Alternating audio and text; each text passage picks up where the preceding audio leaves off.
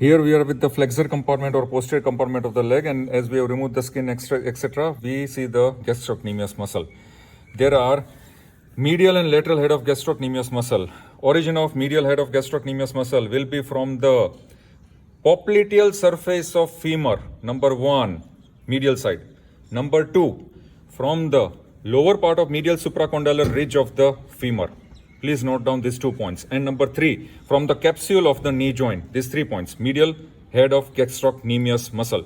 Lateral head of gastrocnemius muscle will be from number 1, capsule of the knee joint. Number 2, from the lateral surface of the lateral condyle of femur, just above lateral epicondyle.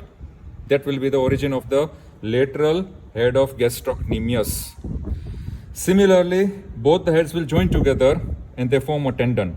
Now this tendon is receiving an additional third segment, and that third segment will be soleus muscle. So soleus and the two gastrocnemius will form this tendon, which is called tendo Achilles, or it is called tendo calcaneus, the thickest tendon, strongest tendon of the body. Where is the insertion of this tendon? It is axtin viva. It will be inserted on the posterior surface of the calcaneus, but on the middle 1/3 of the posterior surface of calcaneus. What will be the action of this muscle? This muscle, gastrocnemius muscle, will help in flexion of the knee joint. Also, it will help in the plantar flexion of the ankle joint. So, therefore, this gastrocnemius muscle will be supplied by which nerve? It will be supplied by tibial nerve. Once we cut the origin of gastrocnemius muscle, medial and lateral head, and we reflect it, we come across soleus. Remember, gastrocnemius muscle is an example of general anatomy now. This is an example of the white muscle fiber. And here, soleus is an example of red muscle fiber, because this will act as anti-gravity. And this anti-gravity, this is the main muscle which will help in overcoming the inertia. So this will be the action of this muscle will be, it will help in the providing the sustained amount of contractions. This will help in fast contractions, gastrocnemius, and this is soleus. Origin of soleus. Number 1, it will be from the soleal line present on the tibia.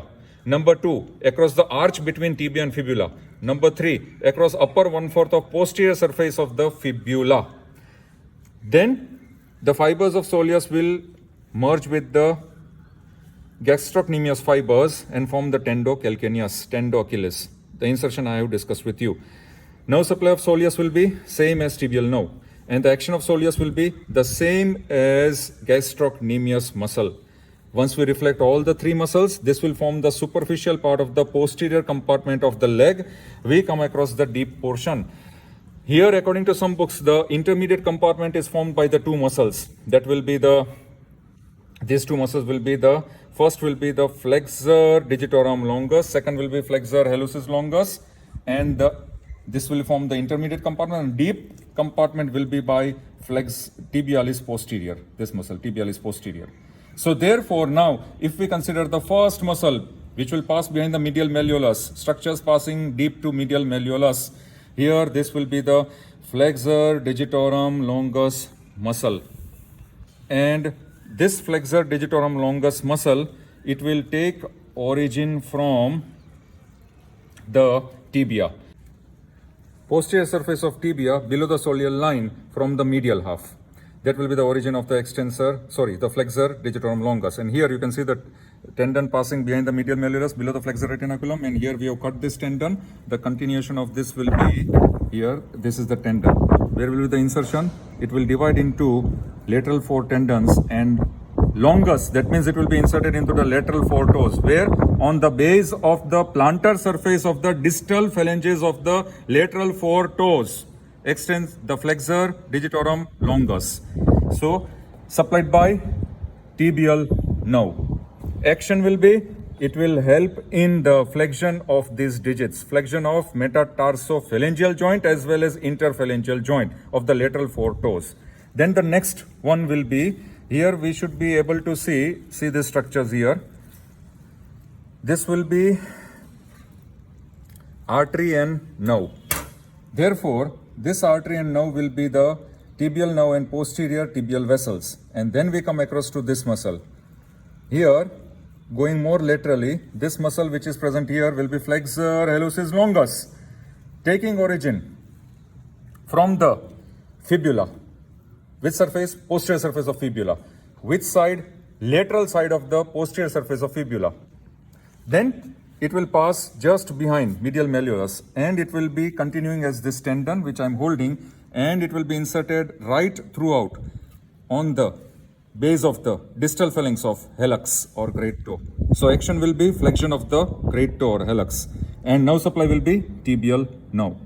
Then we come across to the last muscle. First, this was flexor digitorum longus. This is flexor hallucis longus. These are the tibial nerve and posterior tibial vessels, and these are the tibial nerve and posterior tibial vessels. And then we come across to this muscle. Now, this muscle will be tibialis posterior, the deepest muscle. Number one, taking origin from the posterior surface of the tibia, but from the lateral half.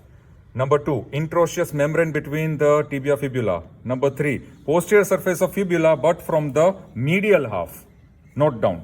So these 3 points of origin of tibialis posterior, tendon passing behind the medial malleolus, and this tibialis posterior tendon will then, interesting, this is very interesting, it will be inserted into the navicular bone, tuberosity of navicular bone, from where it will distribute in various slips. Therefore, these slips will be now inserted except talus bone to all the tarsal bones, and in addition to that, it will be inserted to the second, third and fourth metatarsal bone. This is the insertion of tibialis posterior, except talus in tarsal bone and except first and fifth metatarsal, rest all the tarsal and metatarsal tibialis posterior will be inserted. And this tibialis posterior will be supplied by tibial nerve, and the action of tibialis posterior will be, it will help in the flexion of the ankle joint, as well as it will help in the flexion of metatarsophalangeal joints also. So here this is the posterior compartment of the leg. Then we come across to here, this is popliteal fossa. In the popliteal fossa in the floor, this is popliteus muscle. It is the unlocker of the knee joint. And this popliteus muscle will take origin from the popliteal groove which is present on the lateral surface of the lateral condyle of the femur below the lateral epicondyle of femur. After taking origin, and also some of the fibers will take origin, it will be attached to the lateral menisci of the knee joint. And then here, these fibers will pass down below and will be attached on the upper 1/3 of posterior surface of the tibia, that is called popliteal surface of the tibia. So, this is supplied by nerve to popliteus. Nerve supply is nerve to popliteus, and the action of popliteus will be, as I told you, it will help in flexion of the knee joint, and also it will help in unlocking of the knee joint. And this unlocking of the knee joint will be in the starting phases of flexion from fully extended knee. So here, in between gastrocnemius and soleus, there is plantaris muscle. This plantaris muscle, as you can see, this is the belly. Upper part will have belly, and most of the middle and lower part will be supplied by, it will be continuous as a tendon, small shiny tendon. Now this belly, origin of plantaris, very important. It will be from the lateral supracondylar ridge of the femur, and it is in the form of a fleshy tendon which will be inserted on the medial side of tendocalcaneus, that is in the middle 1/3 of posterior surface of calcaneus, medial side, that is plantaris muscle.